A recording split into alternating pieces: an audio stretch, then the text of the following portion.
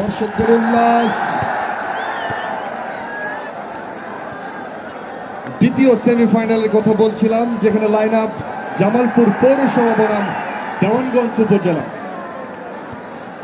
আজকের ফাইনালের টিকিট কার হাতে ওঠে সেটাই দেখার বিষয়। মেলান্দা উপজেলা নাকি সরিষাবাড়ি উপজেলা, সেই কাঙ্ক্ষিত গ্র্যান্ড ফিনালে আজকে এক দল পৌঁছে যাবে।